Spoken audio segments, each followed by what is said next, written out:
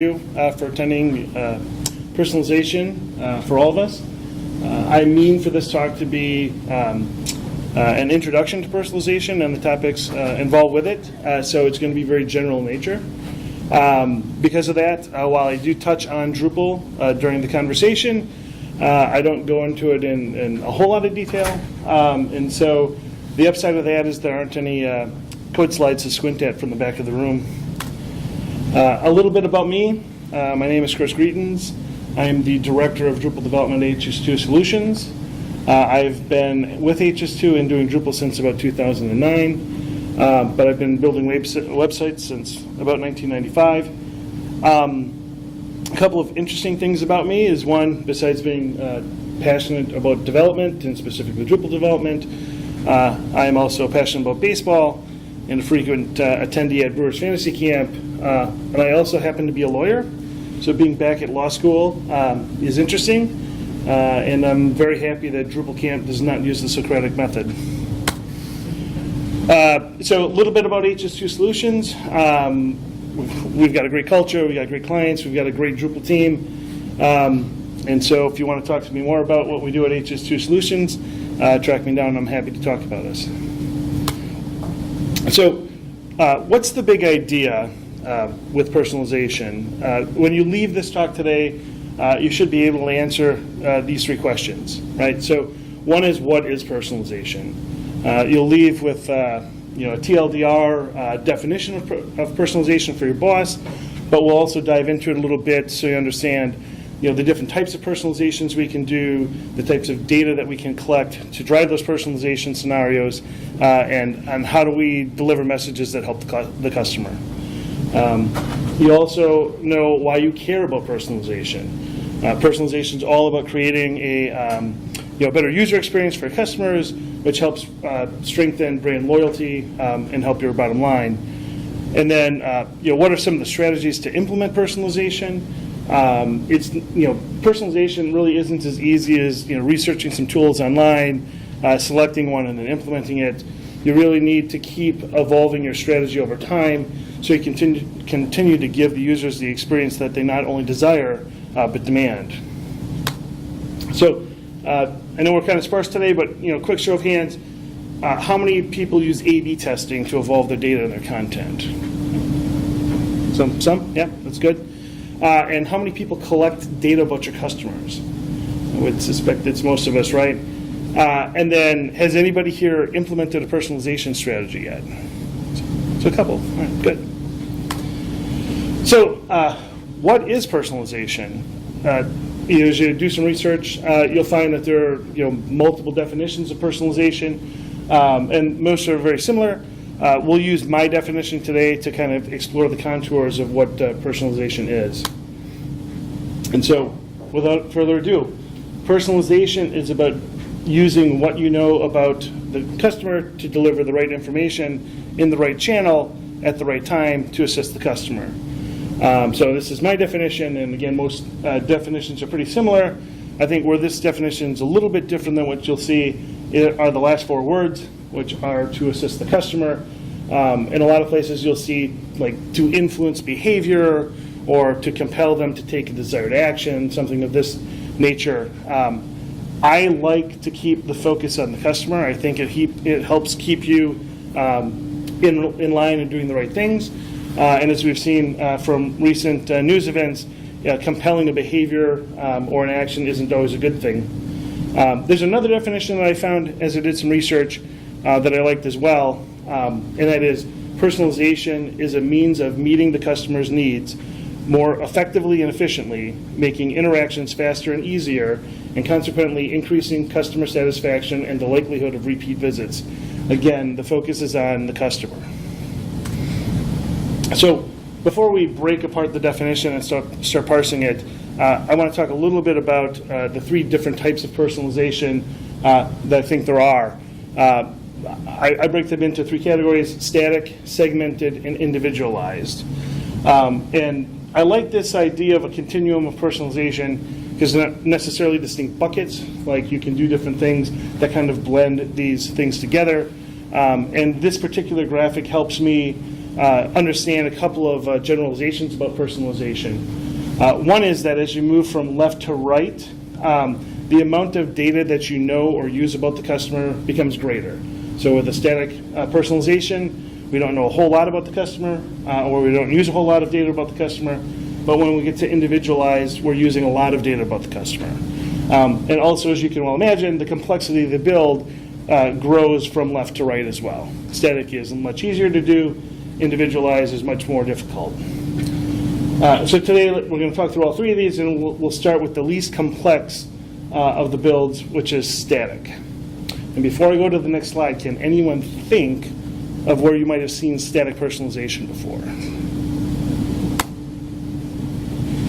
Here's an example, right? And so, static personalization is exactly what you think it is. Everybody gets the same personalized experience. So if you went to the grocery store and you grabbed a Coke out of the cooler, you could share it with Gary or Phil or Joe or whoever else had their name printed on this bottle of Coke. Same thing with like those keychains you get when you go on vacation, right? Same thing. There's a whole bunch of them, and you can pick whatever name that you want to pick. But if you think about it from like a digital experience, you can think about commerce platforms, right? So in Magento, for a product, I can link that product to other products for cross-sells and upsells. So if I'm displaying on the website, product detail page, and I have you may also like segment on that page or a block on that page, I can show you like 3 or 4 products that you might also like. But everybody that goes to that page is going to see the same customized experience. And all that I know about you is that you're interested or at least clicked on a link for this product. So again, we use very little or no information to make the customer's life a little bit better, right? But we can do better with just a little bit more information and a little bit more elbow grease. So segmented personalization is kind of the next step in our continuum. And what you're doing with segmented personalization is you're taking what you know about the customer and you're putting them into a group or a segment, right? And then based on that group or segment, we'll deliver some content that we think they might like. So we have definitely more information than we had with static personalization, but not nearly as much as we will have with individualization. An example of this, right, is maybe you have a customer that's come to your site and they've read a few articles or blog posts on how to buy a new baseball glove. And maybe you've sent out some marketing information to them via email, and they've clicked through and come to your site, and so you know that they've checked out this email on buying new baseball gloves. From those pieces of information, I can gather that they're probably interested in baseball. And so I can start to show content on the homepage that might interest them more, be a lot more focused on baseball. It definitely helps the customer out and it's a better experience, but we need to be careful with the segments that we create. We don't want to be too precise with the segments because we want all that content to be interesting to all of the people that are in the segment, not just a part of that segment. And the more segments that you add, the more complexity that you're introducing to the system. And additionally, you'll run into issues like what happens if somebody fits multiple segments. So a lot of people like to both fish and hunt, right? So if I have content that I want to target to fishermen and hunters, like how do I determine which segment I want to focus with this particular person? So segmentation is much better than static, but we can do a little bit better if we use more information. Which leads us to individualization, personalization. And with individualization, we're targeting or tailoring the experience to the customer based on what we know about the customer. This is really kind of the gold standard of user experiences if we can achieve it.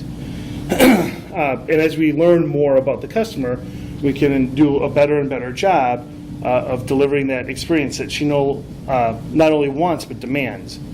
When I think of individualization, I think a really good example of it are social media feeds, right? So you're a customer of Google or Twitter or Facebook or whichever social media giant you use. and they, in turn, deliver you a personalized experience. We like different people, we like different groups, we've liked different articles, we've retweeted different things, so our experiences are our own. Even the ads that are brought into our feeds are different, and they're all based on our preferences. Individualization is clearly more complex than segmentation. There's more data to manage, there's more content to manage, there are more decisions to be made. So that personalization engine that drives all of this is much more complex. But the payoffs are greater, right? Because we're giving it much more unique experience to the users. So they're going to enjoy that more. It's going to help them find more things. And they're going to appreciate that extra effort. So let's go back to the definition of personalization, or at least my definition of it, and we'll break it down phrase by phrase to learn a little bit more about it. So the first phrase to talk through is what you know about the customer. So what do you know about the customer? And as it turns out, a whole bunch, probably more than you think you know about them. And where do you get the information? Pretty much everywhere. There's lots of data that's being leaked to you. Customers are always willing to tell you stuff, so there's lots of opportunities to collect this data. So when I think about the data, I try to lump it into a few different categories. And before I dive too deep into the data, I just want to say that I'm going to mention several different types of data, some of which might make you a bit queasy, and that's really okay, because it just means that you're a thoughtful human being. And so when I mention all these types of data, I'm not really suggesting that you use all of them. You will have to determine whether it makes sense to use them all or not. But it's meant to really get you thinking about all the things that you really do know about people. So the first category of data I think we have is profile data, right? So what do you know about the customer? What have they told you? So if you have a website where people log in, or you have an app where people log in, you've had a registration process, they've told you some things about them via that, right? If you sell products and you have warranties, people will register for the warranty, they'll also tell you more information in that way. So what are the profile types of data that you've got? Think about identity, right? So name, address, birthday, social security number, things like that. You can get demographic data, right? So we can know how old they are, their gender, their marital status. What kind of accounts do they have with us, right? So have they given us an email address? Do we have specific account numbers that we associate with them? What about preferences? Have they signed up for like an email newsletter, and have they indicated some preferences to you? So all those things we can use to make a profile of this customer. Then we can find out like affinity data from the customer. So what groups is this customer associated with? Like LinkedIn and Facebook collect this type of information. What school did they go to? What schools do their kids go to? Do they have any other organizations that they've mentioned to you? Are there any social causes they care about?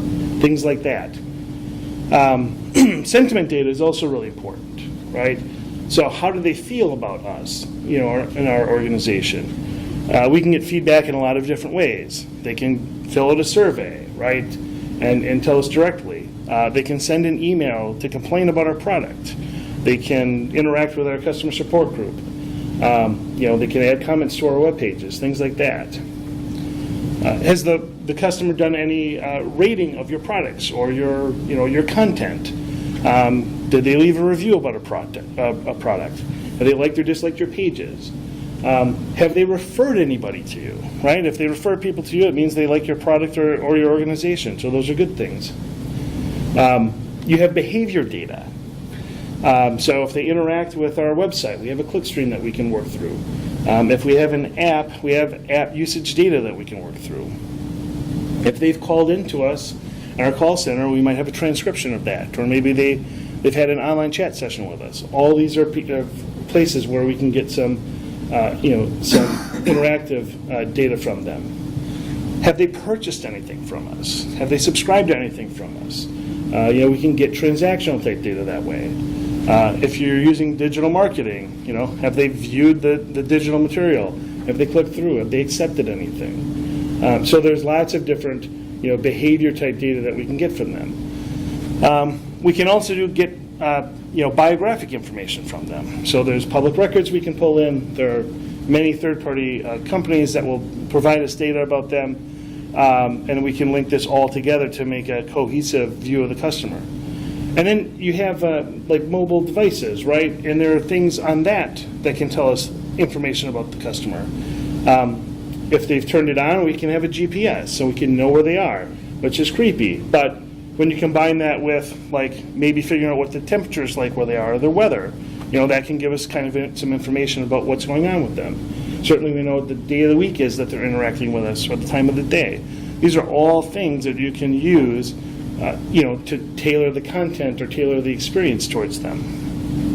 And you also have like your CRM, you have digital marketing, platforms that can tell you stuff, and you've got your analytics. So there is tons and tons of places to get data if you want a fuller view of your customers. So now that you have all this information, right, we want to know how to deliver the right information to the customer. So what are the types of information that we can give to the customer that are helpful to them? Product recommendations or content recommendations. So, other customers like you also looked at these products, or they bought these other products. Other customers like you read these articles, so we can drive some recommendations based on what we know about the customer. What about promotions, right? So we can give them, if we have a sale that's coming up, we can email them to tell them about the sale that they probably care about. If we notice that someone's abandoned their shopping cart, we can send them an email that says, hey, if you come back and finish this transaction before midnight, we'll give you like an extra 10%. Another way to engage with the customers with personalized information are reminders and alerts. So tomorrow, AccuView will send me an email to tell me to change my contact lenses, right? And last night I got an email from Fitbit to tell me to charge my Fitbit. So these are ways to keep customers engaged with us and our products and to help them out. And those are like ways to send, to give specific types of information, but there are other ways we can help them out as well, right? So think about search content, okay? Most of the places that you go to on the internet when you do a search, if I type the word in and you type the word in, we're going to get the exact same content. But wouldn't it be great if we could just bubble that content up that like they really care about? Think about when you're working on a hard Drupal problem and you type something into Google. How far in the search results do you get? Right? Hopefully it comes up right away because you're a smart Googler, but what if it doesn't? Do you get to the second page? Do you get to the third page? Do you get to the 10th page? Probably not, right? We probably get through one or two pages, and depending on how complicated the problem is and how much we think that we might find, maybe we'll go further. So the idea is, with search, there are ways when you know a lot more about the customer that you can change those search results and make sure that they're relevant for that particular person. What about the screen layout? Like, how can you change your app based on what you know about the customer? I think a great example of this is the Wells Fargo ATM. So I'm not a customer of Wells Fargo, and this screenshot's a few years old, so it may not be exactly the way it looks now, but it, I think, still illustrates the point very well. If you look at the top two green buttons on the screen, these are like fast action buttons. So the one on the left allows the customer to get $60 out of a specific account and not get a receipt. And the one on the right allows them to deposit money or checks into a different account and get no receipt. Right? So based on what Wells Fargo knows, basically who I am and the types of transactions I've been through in the past, they can bring out, unique and speedy transactions for me, which is great, right? That really helps the user. So as you think about the ways that you interact with your customers, think of things like this, like how can you change their experience to make their lives just a little bit easier. So we know a bunch about the customer. We've got the information we want to deliver, and so now we have to figure out where we want to deliver that information, right? So what channel are we going to do this? Everyone has websites, right? So We're going to deliver information through the website probably, but we can also send text messages, we can do emails, things of that nature. So depending on what you have available to you, you can send out the information in different channels. Even like ads, right? So this is how Amazon tracks me around the web. If you go to a site that serves up ads, you're going to see some of the things that you've searched for in the past. So when you're dealing with personalization, you want to try to tease out what is going to be the most effective means of delivering this message. And so when should you deliver the message, right? Timing is going to be really important as well. If we think back to the abandoned shopping cart example, if we want to deliver, like an email to incentivize this person to come back, what's the best timing of that message? If we do it too soon, we risk alienating them because they think we're desperate, right? If we send it too late, they might have already purchased that product from somebody else.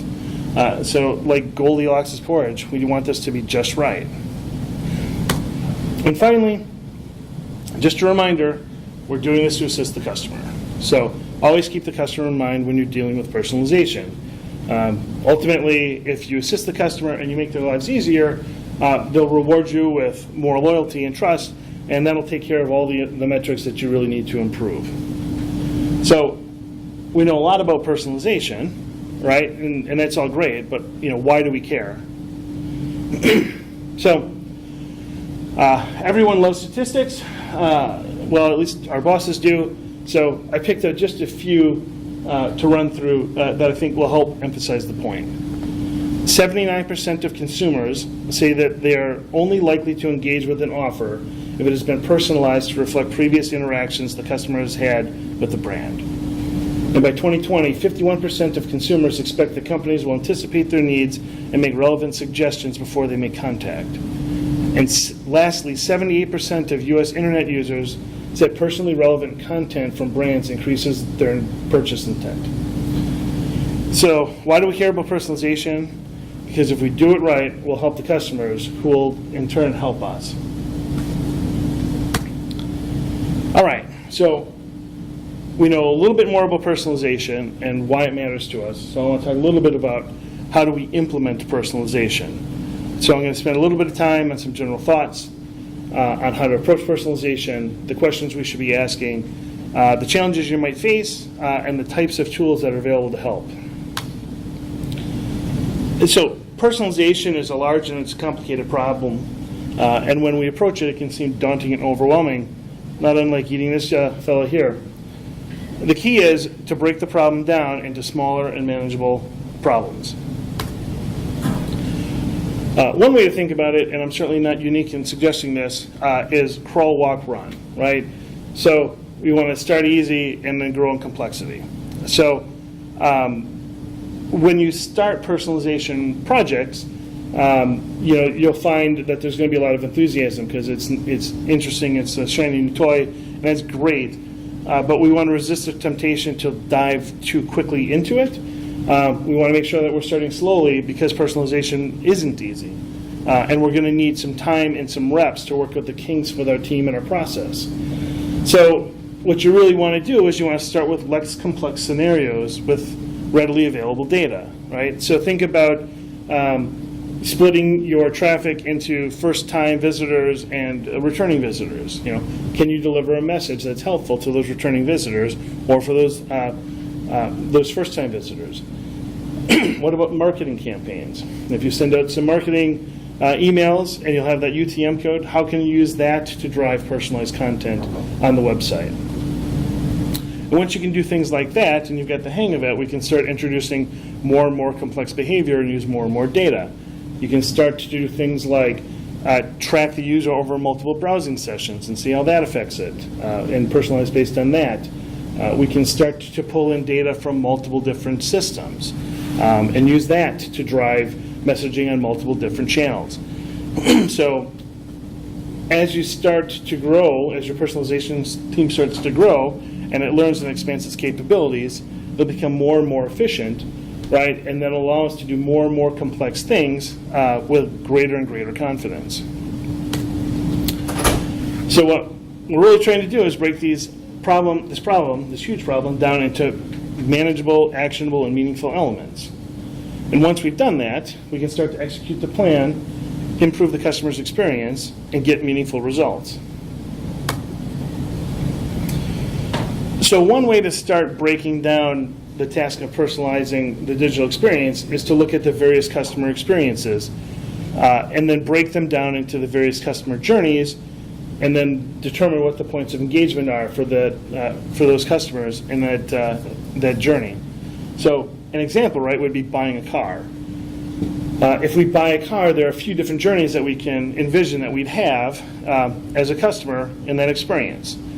Financing the purchase, maybe trading in the car that we currently have, and certainly selecting a new vehicle to buy.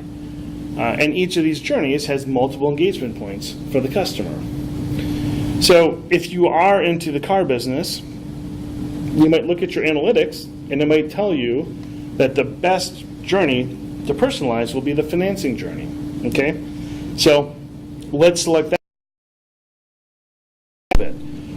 Because now that we've got the particular journey to focus on, we can start talking to the points of engagement. So what are the things that we can do to make this journey more personalized?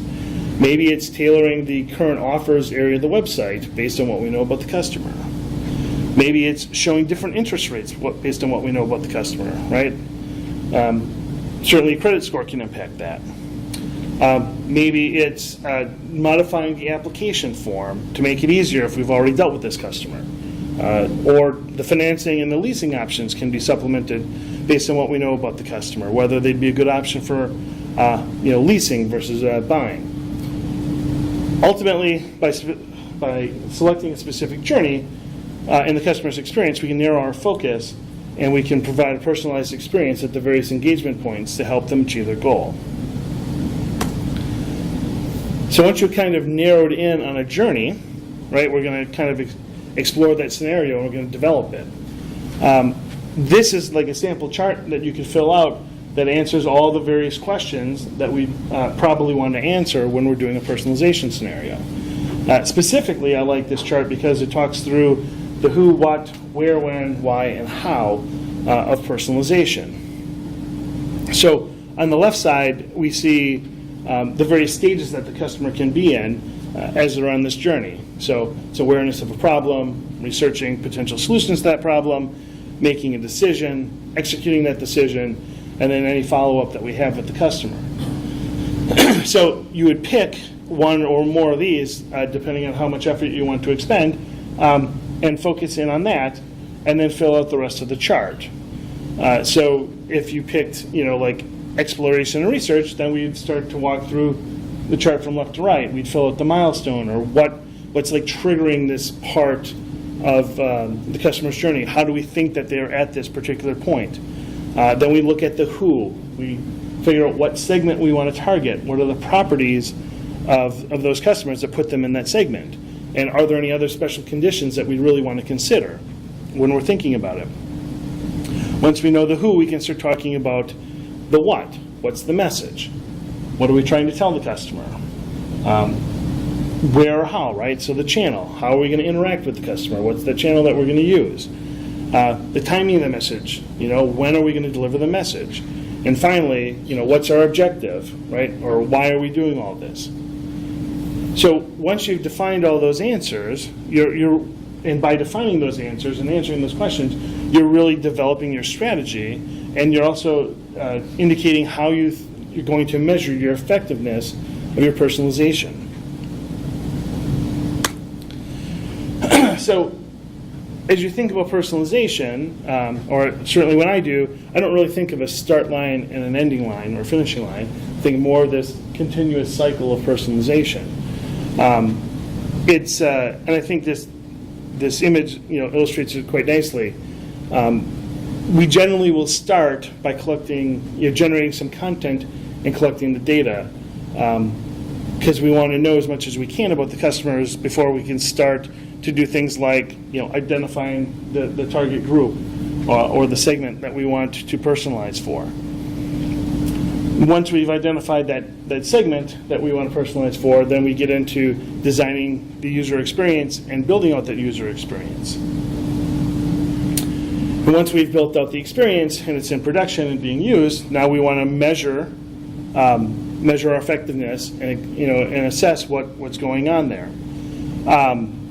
It's really key in this whole process that we measure our outcomes, because that'll indicate and let us know how effective we are.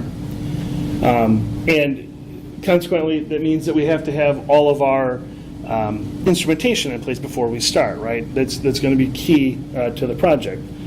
So once we've assessed our situation and we've done our measurements of how effective we've been, we go into the optimized step. So are there, do we need to change our target a little bit? Do we need to change the content a little bit? Or are we happy with the results, right? And if we're happy with the results, then we can go on to the next scenario. And if we're not happy with the results, we can go right back into looking at more data and trying to pull out more data and generating more content, and then going back into the cycle again.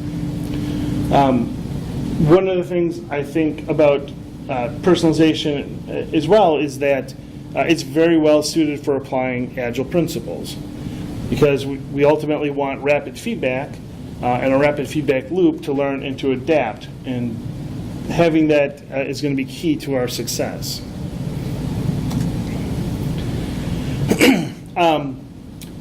Another important thing to think about when you're doing personalization is, really to remember that it's all about the journey and what journey the customer is on, and specifically about identifying what journey the customer is on, and then adapting that journey to help the customer out.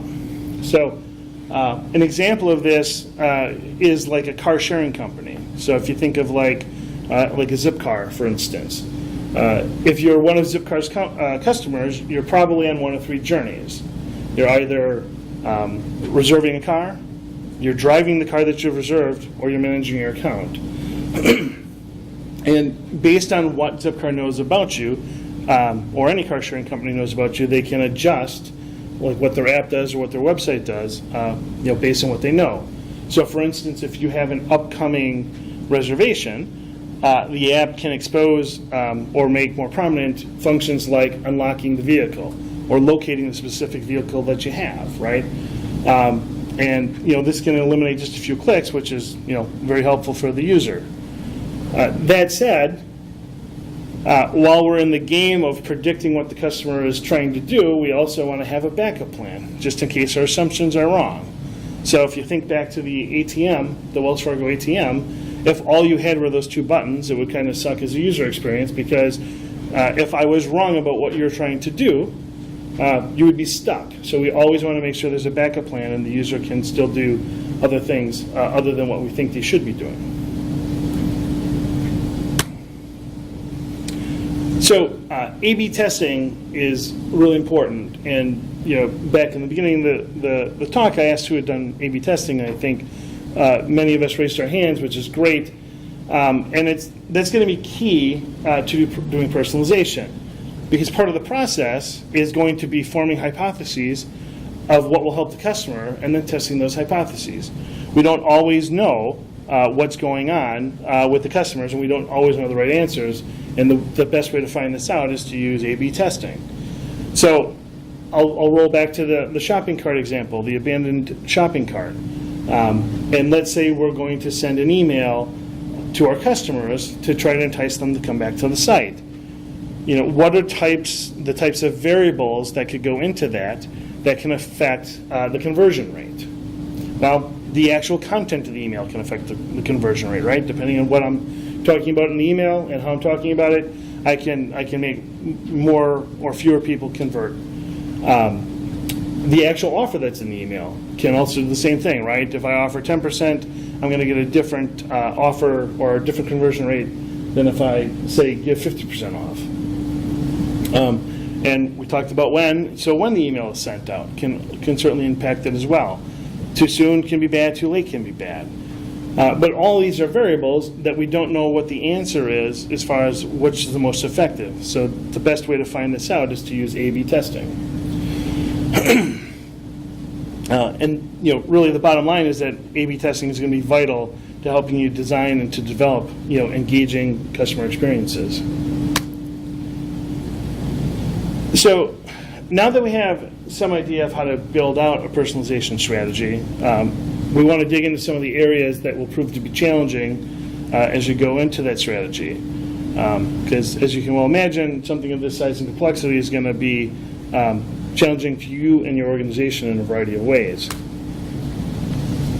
So earlier I was discussing why we are interested in personalization, and one of the statistics I gave mentioned that the customers are certainly willing to give us information if we're giving them a better user experience.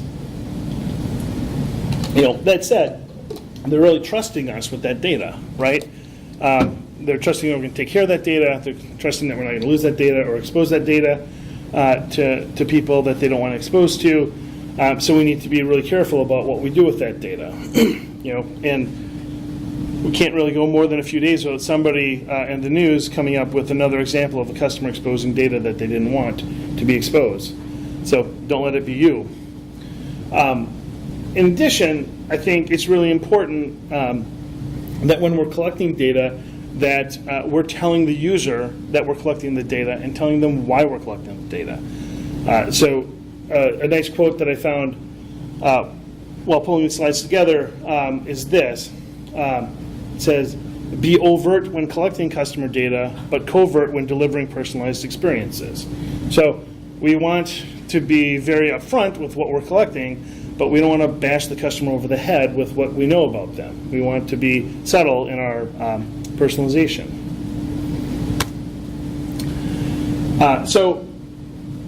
GDPR and other laws, we'll talk about them for a little bit. I know there was a session yesterday on GDPR. I'm going to spend like a minute on it, so certainly not as deep as that.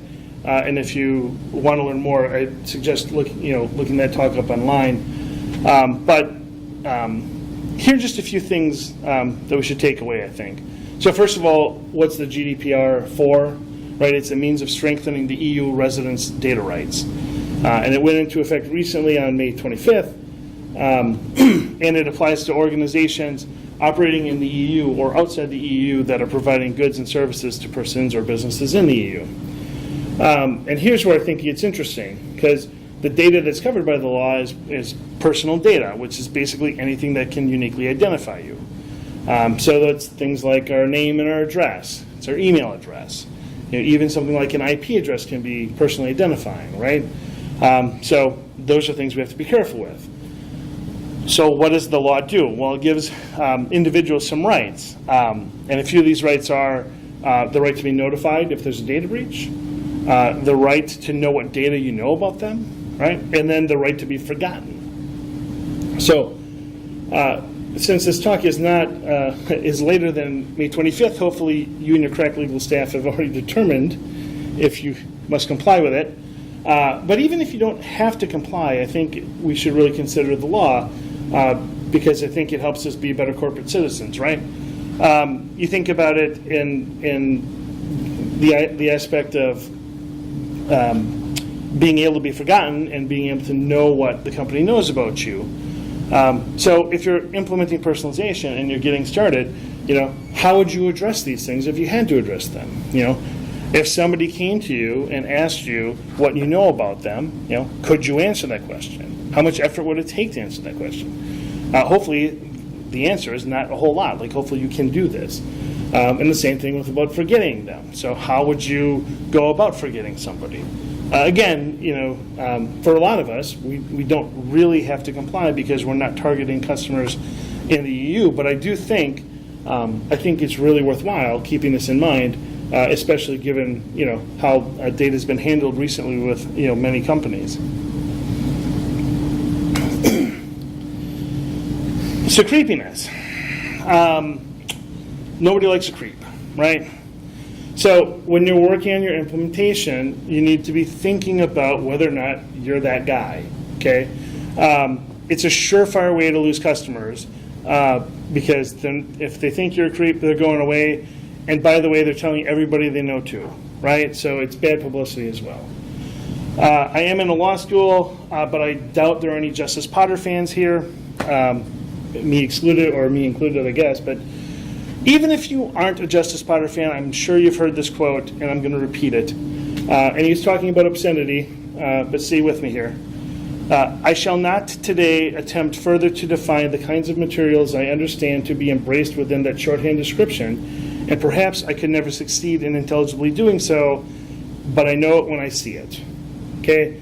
I think the same thing applies to creepiness. It's really hard to define, but we know it when we see it.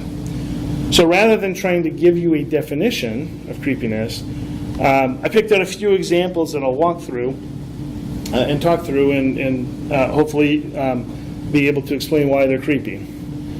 The first one's really easy. It's misuse, and it kind of categorized, I think, as misuse of data. It comes from our friends here at Target. So Target has like a customer insights team, and they do a lot of research on their customers through their data. And a few years ago, they identified about 25 products that, when analyzed together, right, would produce a pregnancy predictor score. Okay? And it gets better, because they also figured out that they could predict within a very small window where the person was in their pregnancy. So what did they do with that data? Well, how did they use that data? Well, it turns out they tried to be helpful and provide coupons to their customers that they thought were pregnant. So they sent coupons for like baby clothes and cribs and things of that nature. And one of the people they targeted happened to be a teenage girl.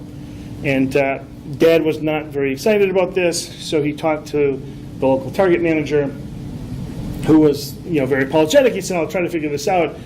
He couldn't figure it out, but about a week later, he called back and said, "Hey, I really don't know how this happened, but we're still really sorry, and I'll try to figure it out." And Dad said, "Well, over the past week, I learned a little bit more about what's gone on under my roof, and it turns out my daughter's pregnant." So, yay, they're really smart, right? But, boo, like not really good use of data.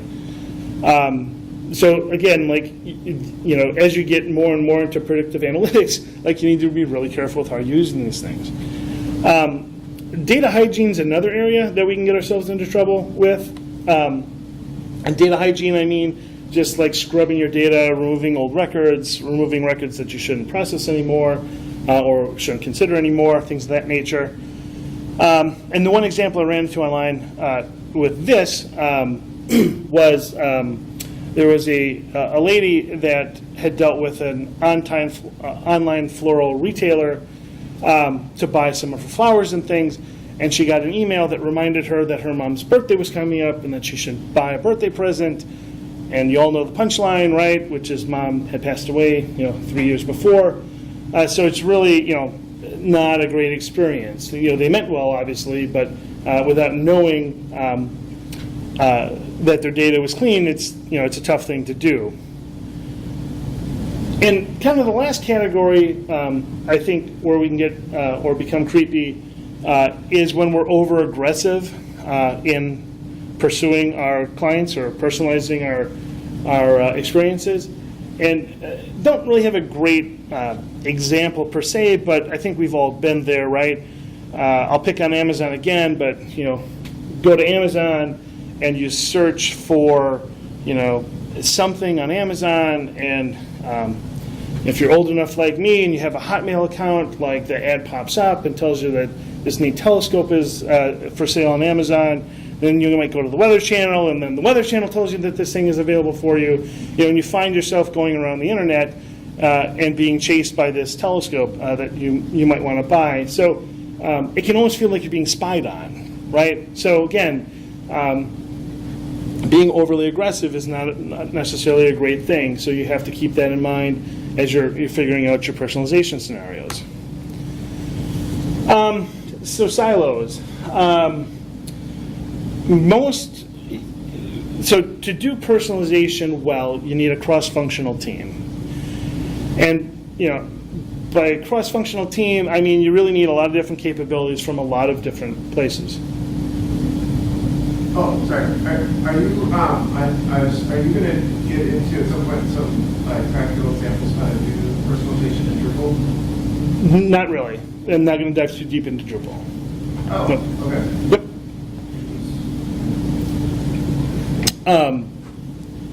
So So to be successful at this, right, we need to have this cross-function capability. And, you know, I think about like experience design, content creation, IT, development, legal, customer insights, marketing, those types of groups. And in many organizations, these are like silos. They're like, we do this and nobody else does this. And so it can be a challenge in your organization to get everyone to align on goals and whatnot. So the best way to do this is by bringing all of that, you know, experience onto one team. Now, if you're an agile, you know, company and you do agile, you follow agile practices, and you build your agile teams properly, this is like super easy. If not, you know, things can get pretty political. But you really are going to need this. You're really going to need to do this because you need that team to be nimble and productive and to be able to react quickly as they learn more and more things. So having all the skills on that one team are going to be very important in order to accomplish your goals. So 2 more ways I think you'll be challenged with personalization. One is this idea of the in-store experience versus an online experience. And we all know what that in-store experience is like, right? If I go to Best Buy and I stare at a wall of TVs, you know, a nice person in a blue shirt is going to come over to me, and they're going to talk to me and ask me some questions about, you know, the TVs I'm looking at, right? And if I say, yeah, I'm looking for a TV, they're going to start to kind of dive into it. They're going to say or ask, you know, what kinds of shows do I watch? How big's the room I'm in? How far away from the TV am I going to be? You know, is there a lot of light in the room? You know, those types of things. So what are they doing, right? They're trying to ask, you know, interesting questions that help them narrow down the TVs that I'm looking at into a small group that I can select from. And that's, you know, really, really helpful. How do we do this, you know, in the online experience? It's a little more tricky, right? And right now, a lot of sites don't do it very well. We put the onus on the customer.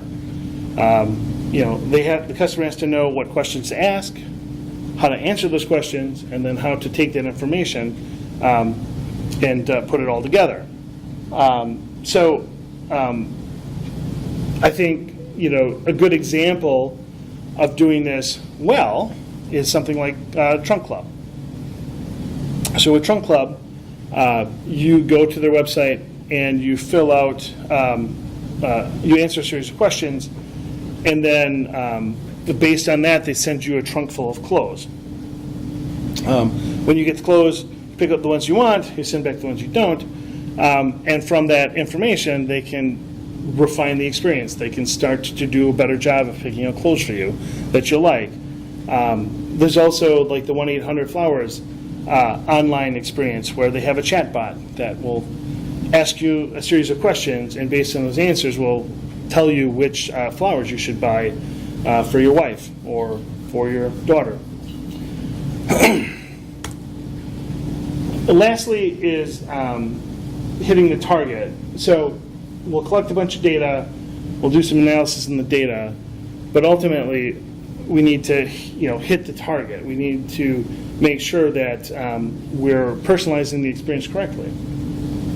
And, you know, there are some things that are going to get in the way potentially with that. So think about people that share accounts with other people. So Amazon's my friend again. My wife and I use the same account over and over and over again. So Amazon, their view of my wife is someone that likes crafty stuff, but also likes to read books about astrophysics and baseball. It's probably not exactly correct, and it may not even be a bad thing, right? Like, you know, it can be okay as well, but understand that when you're dealing with an account, you might not be dealing with one person, you might be dealing with multiple people. Think about, you know, when you buy a gift for somebody online, or you buy something for your kids, right?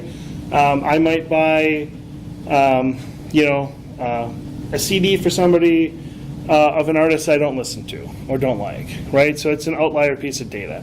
Or if I buy my daughter, like a My Little Pony, like I really don't want that following me around for months on end because it's not my normal thing. It's an outlying piece of data.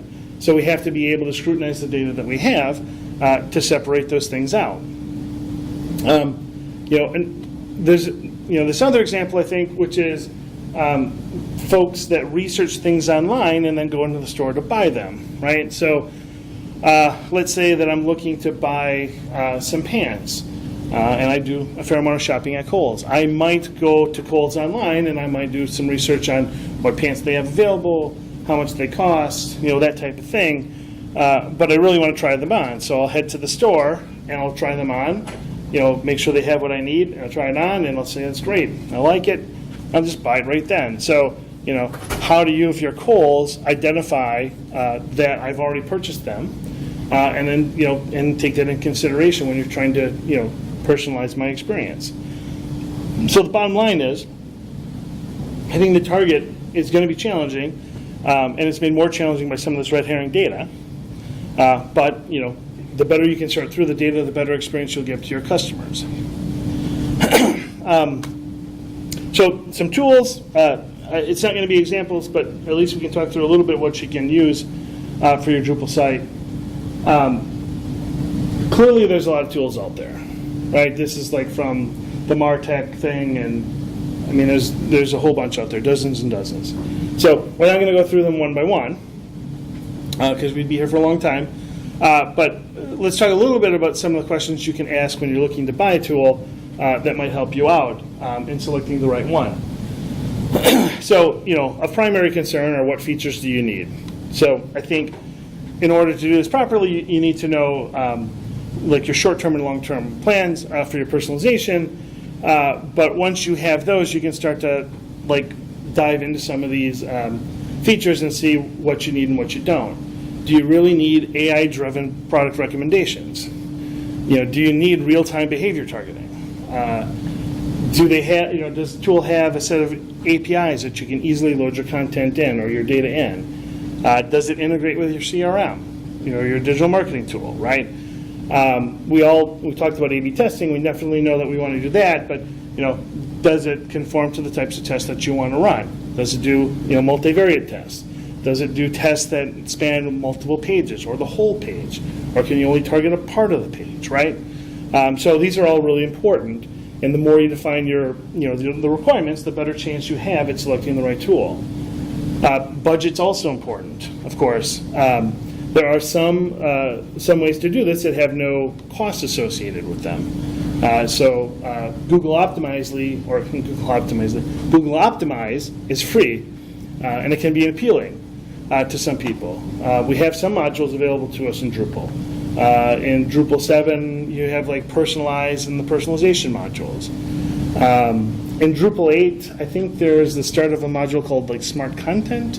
I haven't done a whole lot with it, but there are a couple of options in that fashion. You can always roll your own as well, right? But not having a cost is different than free. With Google Optimize, there certainly are limitations on what you can do. You can only run so many tests at the same time. There are limits on the types of tests you can run, and those types of things. If you can live with those limitations, it's a good option, or potentially a good option, isn't it? If you use a Drupal module or roll your own, obviously there's development costs and there's maintenance costs and things of that nature. If you do have some budget, there are plenty of vendors that will sell you nice tools. One of those vendors is Acquia, and I don't know if anyone has experience with Acquia Lift, but it's pretty nice. It works well with Drupal because it's been designed with Drupal in mind, right? And it does pretty nice job of A/B testing and those types of things. But it might not have all the features that you need, right? So if you need more features, functionality, you can always look at Optimizely and Salesforce and Google and Adobe, to name just a few. But there's a lot of options out there for you. And then you need to ask yourself, where are you going to store this data? So you're going to collect this data, and probably in a lot of different places. But where are you going to store the data? How are you going to get the data into the into the personalization tool. Will the personalization engine even support the data that you've got, right? How do you import it? Does it already have pre-built connectors to pull the data in for you automatically? All things that you definitely want to consider when you look at a tool. And finally, what staff do you have to support the tool? So does anybody have the expertise in-house to help out? Or are they willing to learn and become an expert in that tool? If not, do you have budget so you can buy an expert to do that and help out? So, these are some of the different questions that I would ask as I was starting to look at, bringing in a personalization tool. And the bottom line for the tools is that they're not all perfect. None of them's perfect, but you'll find that many of them support, the vast majority of what you're going to need, especially if you're just getting started out. And so if you pick one, I think you'll be in a good place. And by the time you figure out that your practice has grown enough that you've outgrown the tool, you'll be mature enough to find a better fit or to go ahead and build a tool up for yourself. So in summary, right?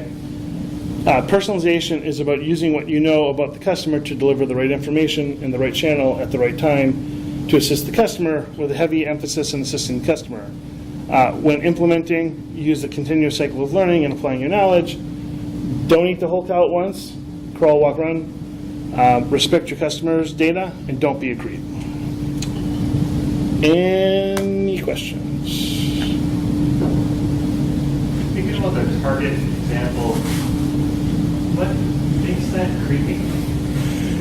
Like if I was pregnant, I would want the pregnancy coupons, Yeah, if you were a teenage girl, you might not want your dad to know.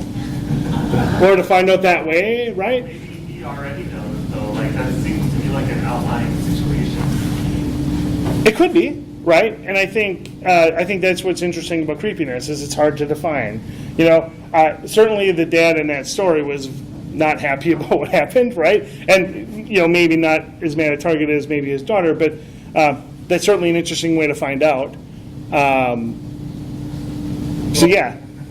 Part of the creep factor is target information. Yeah. Whatever it is. It's a different rule set to some degree when you're talking about someone who's an accountant, have oversight by an adult, and trying to respect their privacy and application, not weird. Yep.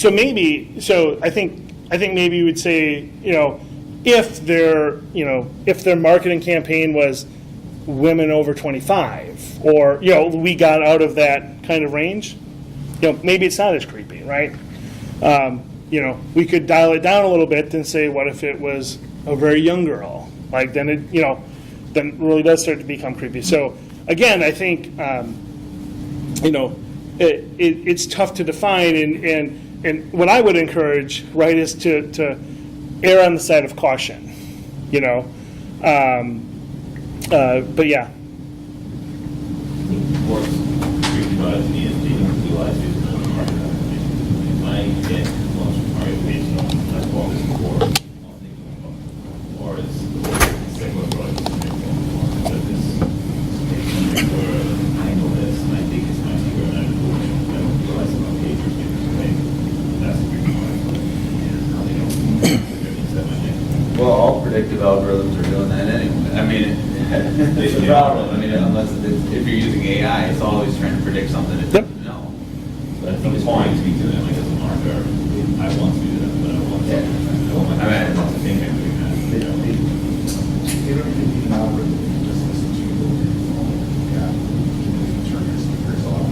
Like privacy settings, I have still seen that I can talk about X subject, which would be an oddball thing, not search for it again within the day, and I've seen that. It's like, where is that coming from? Yep.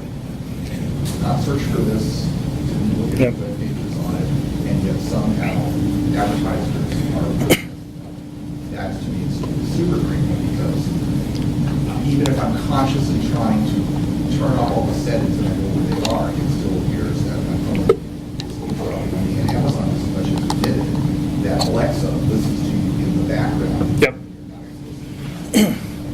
Yeah, I think there was another example of misuse of data that I found when I was doing the research too, and it was a mom and a daughter that were going to go on a cruise together, and they spent time researching, the various cruise lines or whatnot, but they didn't fill out any information, and like a week later they got a cruise catalog from Viking Cruise Company, right? So it's like, to your point, like we're giving this information, but we don't know that we're giving this information, and then to use it in that fashion, again, it kind of feels like you're being spied on, Sometimes it's also like wasteful for a marketer to do something like that. So like, I remember like waiting on the street in Boston for a friend, like at this intersection near a very beautiful building downtown that just happened to be like the Restoration Hardware catalog. Okay. And a week later, I got off schedule from everyone else getting the 13-pound catalog. Like this was like 3 months after they sent it out to all their existing customers. A week later, I get it like on my doorstep.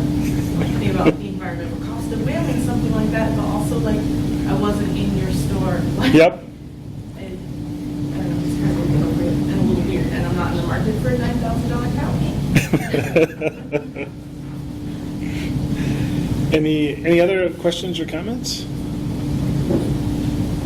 Just wanting to be aware of customers being hyper-aware of personalization. So we ran into a problem with my company last year where what was like a 14 product last of the year, we're advertising it everywhere on display network. So personalization really is just everyone's getting this ad. But a customer comes to the site, purchase that service, and then a couple days later saw the ad for what they purchased. Thought we were using their information. I didn't know my work for a bad company, so they were like, oh, you're using my health records. So advertising me, that seems like an attention information cost. We weren't. If they call up for second license, right time of year for science detectives, they're seeing out of what science club. Because they've had it, they had it on Twitter telling the world, like, these guys are just using the Yeah, it's a really interesting space, and there aren't like clear boundaries and definitions, and that's why you're going to have to in this case, like you did nothing wrong, and so then how do you educate the customer to say, hey, this is what we were doing and had nothing to do with your information, so on and so forth. Yeah. But those kind of perils that we see on the spaces as marketers, we are to some degree targeting abstractions. You're getting in, you're building these audiences, and this you don't care about individuals at all. You want to use it as possible, but you're selecting based on these affinities and demographics, etc. But then on the receiving end, because if it's done successfully, but just a little off, like they use data that you gave them, but based on how connected to some other third-party cookie. Yep. Then it becomes super creepy because, and also as on the receiving end, it feels like somebody in some place came and looked directly for me and sent me this, as Yep. opposed to, I'm a member of a group of people that just happens to be this time of year, sinus infections. So logical explanation that that's not how it feels when it actually is. For sure. Anything else? Any other questions, comments? All right. Thank you, everyone.